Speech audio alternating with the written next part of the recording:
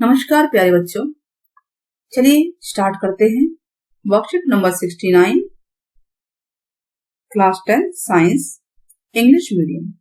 How do organism reproduce? Organism कैसे reproduce करते हैं ये हम लोग पढ़ेंगे। पिछली बार मैं आप लोगों को वर्कशीट दे नहीं पाई थी अवेलेबल। एक्चुअली मैं टॉपिक तो तैयार हो गया था बट बहुत बिजी शेड्यूल की वजह से मैं उसकी वीडियो नहीं बना पाई थी, तो उसके लिए मुझे बहुत दुख है। और चलिए अब तो स्टार्ट करते हैं। How do organism reproduce? Fertilisation क्या होता है इसमें सबसे पहले हम ये जानेंगे। देखिए, मेल गैमेट जो है यानी मेल जो स्पर्म है पार्ट, जब वो मिक्स यूनाइट होता है फीमेल गैमेट यानी फीमेल ओवम से, तो जायगोट बनता है और this process is called fertilisation. इस प्रोसेस को फर्टिलाइजेशन कहते हैं। तो फर्टिलाइजेशन एक प्रोसेस है जिसमें male gamete and female gamete यानी स्पर्म एंड ओवम, ये जो है स्पर्म एंड एग फ्यूज होते हैं, मतलब स्पर्म एग को फ्यूज करता है और जो बनता है उसे जायगोट बोलते हैं। फिर जायगोट धीरे धीरे डेवलप होके बेबी बनता है ना। तो ओके, स्टार्ट करते हैं। What happens when the egg is not fertilised? अब मान लीजिए एग फर्टिलाइज नहीं होता है, एक ड्यूरेशन है 28 डेज का है, जो भी है 28 डेज। तो उस दौरान में अगर स्टार्टिंग में अगर एग फर्टिलाइज नहीं होता है तो ये सिर्फ एक दिन के लिए it lives for about 1 day, एक दिन के लिए रहता है। The ovary releases 1 egg every month. Ovary जो होती है फीमेल के अंदर वो हर महीने एक एग को रिलीज करती है। The uterus also prepares itself every month. Uterus भी हर महीने तैयार होता है to receive a fertilised egg, जो फर्टिलाइज्ड एग है उसको रिसीव करने के लिए।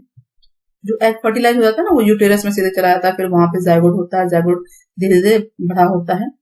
बट हर महीने एग जो है रिलीज करता है ओवरी और इट्स लाइनिंग बिकम्स थिक।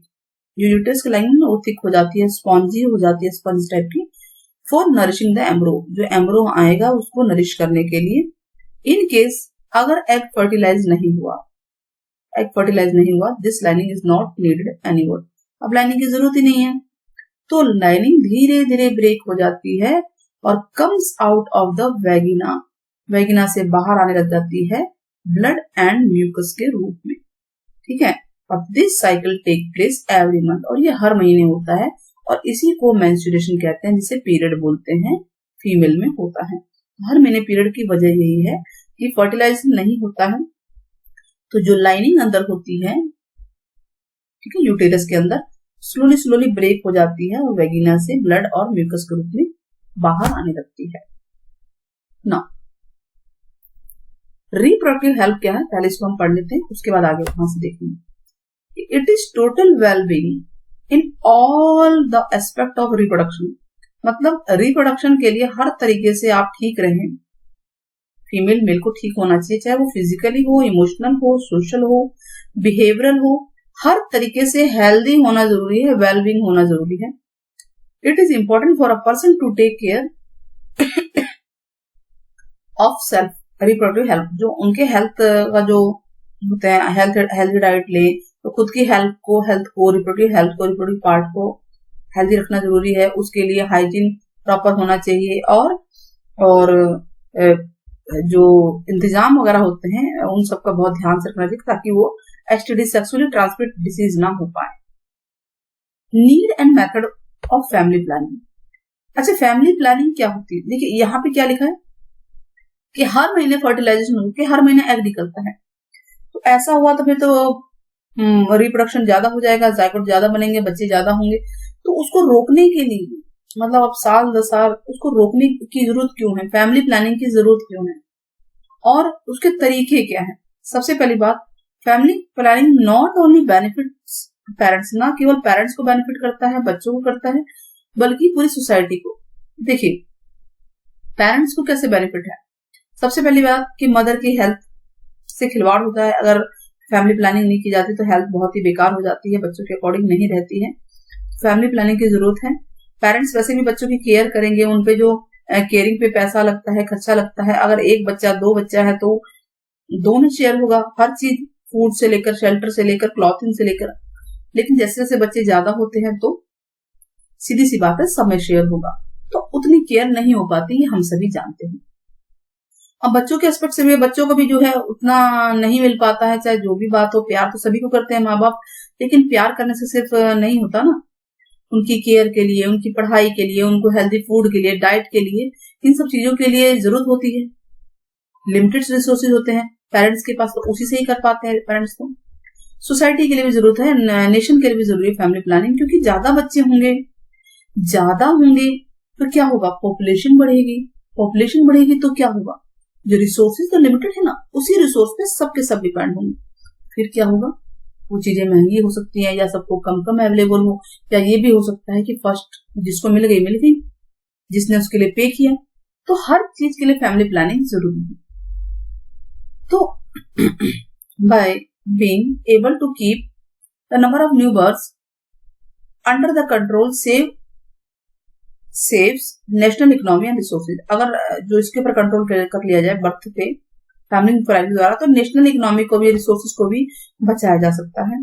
तो safe sex versus HIV and AIDS, ये भी जरूरत है कि सेफ सेक्स यानी कि जो सेक्स होता है उसको अगर सेफली किया जाए तो इससे बहुत भयानक भयानक बीमारी, जैसे कि HIV, एड्स है, ठीक है, एड्स का ही रूप है ना HIV, एक ऐसी बीमारी से जो सेक्सुअली ट्रांसमिटेड डिजीज होती है, STD, सेक्सुअली ट्रांसमिटेड डिजीज होती है, उनसे बचा जा सकता है। तो बहुत जरूरी है सेफ सेक्स होना।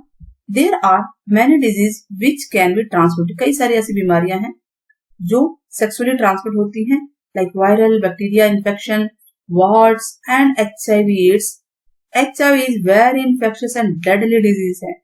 It is possible to prevent such types of disease by using barrier। Barrier अगर हम यूज करते हैं, जैसे कॉन्डम है, तो इन सब बीमारी से बचा जा सकता है।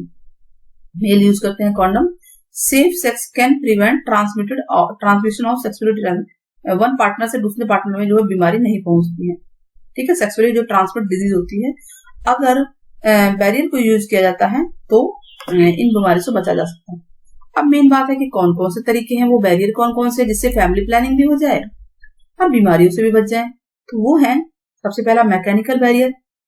This prevent physical meeting of sperm, यानी मैकेनिकल बैरियर जैसे कि कॉन्डम होता है, ये स्पर्म का एग से मीटिंग को रोकता है। सीधी सी बात है, जब कॉन्डम से जो है स्पर्म और एग मिल नहीं पाते हैं, और ये बैरियर का काम करता है, जिसकी वजह से न्यू बेबी नहीं होता है, फैमिली प्लानिंग भी हो जाएगी और बीमारी भी एक से दूसरे को नहीं लगेगी। Now changing hormonal balance of body by changing, ये वेरियस मेथड है कि changing hormonal balance of body, eggs do not release and so fertilisation does not occur. अगर हार्मोनल बैलेंस को चेंज कर दिया जाए तो एग्स रिलीज नहीं होंगे, और एग रिलीज नहीं होंगे तो फर्टिलाइजेशन भी नहीं होगा। This is done by taking oral pills. इससे क्या होता है, ओरल पिल्स लिया जाता है या इंजेक्शन लिया जाता है स्किन के अंदर, जिससे क्या होगा कि this is method has some side effects on health. हाँ, इसके साइड इफेक्ट तो हैं। अगर लॉन्ग टाइम तक ओरल पिल्स लेते हैं तो इसके साइड इफेक्ट्स हैं। भाई एग तो रिलीज नहीं हुए, चलो उस समय फर्टिलाइजेशन नहीं हुआ, पर लॉन्ग टाइम तक लेंगे तो इसके साइड इफेक्ट भी, इस बात को ध्यान रखा जाए। Intra urine device, IUD, these devices are inserted inside the body of woman। Women की बॉडी में ये चीज इंसर्ट किया, जैसे कॉपर टी सुना होगा आपने, ठीक है। तो कॉपर टी वगैरह जो होते हैं, ये कॉपर टी लगाए जाते थे। इससे क्या होता है कि वही एग और स्पर्म की मीटिंग नहीं हो पाती है, उनका फर्टिलाइजेशन नहीं हो पाता है। नेक्स्ट मेथड है सर्जरी का मेथड, जिसमें कि सर्जरी हो जाती है। सर्जरी आपने सुना होगा, मेल और फीमेल दोनों की होती है। तो ये ब्लॉक कर देता है सीधा ही ट्रांसपोर्ट को, कि छोटी सी सर्जरी होती है और ये गैमेट को या जो मेल फीमेल जो है स्पर्म और एग, उनका फर्टिलाइजेशन नहीं हो पाता, उनका मिलने को ही रोक देता है ये। तो मेल में इसे कहते हैं वैसेक्टोमी इफ वैसवार्ड डिफरेंस इज ब्लॉक। जो वैस डिफरेंस होता है, जो रास्ता है, उसको अगर ब्लॉक कर दिया जाए, छोटा सा ऑपरेशन होता है, तो स्पर्म जो है वहीं से स्टॉप हो जाते हैं, वो जाते नहीं, ट्रांसफर नहीं हो सकते। फीमेल में क्या है, ट्यूबेक्टोमी है, ये सर्जरी का नाम है। बोलते हैं कि ऑपरेशन करा लो, महिलाओं को बोला जाता है ना ऑपरेशन करा लो, तो वो यही नाम है। फेलोपियन ट्यूब जो होती है उनकी, उसको ब्लॉक कर देते हैं, यानी अब ब्लॉक कर देंगे तो फेलोपियन ट्यूब से तो एग होता है ना, वहीं पे तो होता है फर्टिलाइजेशन। फर्टिलाइजेशन जो है यूटेरस तक पहुंचता ही नहीं है, fertilisation does not take place. तो इस तरह से आज की जो वर्कशीट है इसमें हमने काफी सटीक जानकारी प्राप्त की है और आई थिंक आपको समझ में भी आ गया होगा। नाउ क्वेश्चन ये है कि व्हाट इज फर्टिलाइजेशन। पहला question, what happens if the egg is not fertilised. ठीक है, तो व्हाट इज फर्टिलाइजेशन, सबसे पहले तो हम ये देखते हैं फर्टिलाइजेशन क्या है। तो ये है the process of gamete, male जो स्पर्म है और फीमेल एग से जब वो मिलता है, यूनाइट होता है, तो इसको फर्टिलाइजेशन कहते हैं। अच्छा, फर्टिलाइजेशन अगर नहीं होता है, लिखा है ये लिखा in case the egg is not fertilised, तो दिख रहा होगा। तो जो लाइनिंग है उसकी जरूरत नहीं होती है और वो धीरे धीरे ब्रेक हो जाती है और वेगिना से ब्लड के रूप में और म्यूकस के रूप में बाहर आ जाती है। This is called question number 1। Question number 1 आपको यहां से लिखना है, क्वेश्चन नंबर 1। ठीक है, इसको हम मिटा देते हैं थोड़ा सा। क्वेश्चन नंबर 1, पहले फर्टिलाइजेशन की डेफिनेशन और उसके बाद फर्टिलाइजेशन नहीं होता तब क्या होता है। Define menstruation. मेंस्ट्रुएशन क्या होता है? मेंस्ट्रुएशन पीरियड को बोलते हैं बच्चे। तो वही है, जब फर्टिलाइजेशन नहीं हुआ तो ये साइकिल जो है टेक प्लेस करता है एवरी मंथ। तो आप इसी को आंसर लिखेंगे, तो मेंस्ट्रुएशन में आप पूरा का पूरा आंसर लिखेंगे। कहां से लिखेंगे? ठीक है, क्वेश्चन नंबर 1 का जो सेकंड पार्ट है ना, ये सारा का सारा आपका फर्टिलाइजेशन में आ जाएगा और मेंस्ट्रुएशन में आएगा क्वेश्चन नंबर 2। ध्यान से देखिएगा, यहीं से क्वेश्चन नंबर 1 का सेकंड पार्ट है और यही सेकंड क्वेश्चन है, पूरा नीचे तक एक लाइन और लेनी है। क्लियर है? नेक्स्ट है why reproductive health is important. Reproductive health क्यों इंपॉर्टेंट है, तो ये जान लेते हैं। क्यों जरूरी है बताइए? Physically, mentally, socially, behavioural health जरूरी है, क्योंकि यहाँ पे है ना, it is very important for a person to take care of self reproductive health by taking health, maintaining hygiene, और ताकि बच सके किससे? टू प्रिवेंट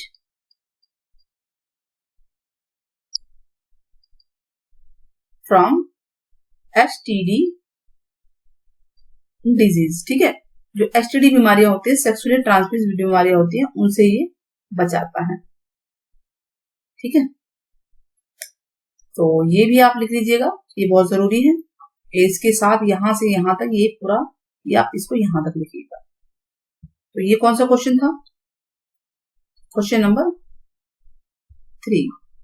अब क्वेश्चन 4 की बारी। Explain various method of family planning. Family planning के वेरियस मेथड कौन कौन से हैं? तो ये रहे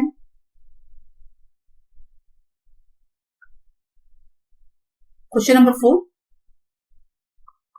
1, 2, 3, 4, चारों मेथड आप लोग इसमें लिखेंगे। ठीक है, question 5, how HIV AIDS can be prevented. कैसे HIV एड्स से बच सकते हैं, तो ये भी आपके सामने है। तो ये जो है HIV एड्स जो है बहुत ही डेडली डिजीज है, तो इससे बचना कैसे इंपॉर्टेंट है। It is possible to prevent from such type of disease by using barrier like condom. ठीक है, safe sex can prevent transmitted disease. एक पार्टनर से दूसरे पार्टनर में हम नहीं पहुंचा सकते। क्वेश्चन नंबर 5 का आंसर आपका ये है, आप ये देख लीजिएगा, ये क्वेश्चन 4 का आंसर था। ठीक है, क्वेश्चन 1 में ऊपर पार्ट है, नीचे क्वेश्चन 1 और 2 दोनों वही हो गए। क्वेश्चन 3 भी मिल गया, 4 भी यही है, 5 भी कुछ अलग नहीं है, तो अलग से लिखवाने की जरूरत नहीं है। आई होप आपको समझ में आ गया होगा। तो आप ये बताइएगा कि एसटीडी की फुल फॉर्म क्या है, कमेंट बॉक्स में जरूर बताइएगा। आपके कमेंट का इंतजार रहेगा। टेक केयर, बाय बाय, फिर मिलते हैं।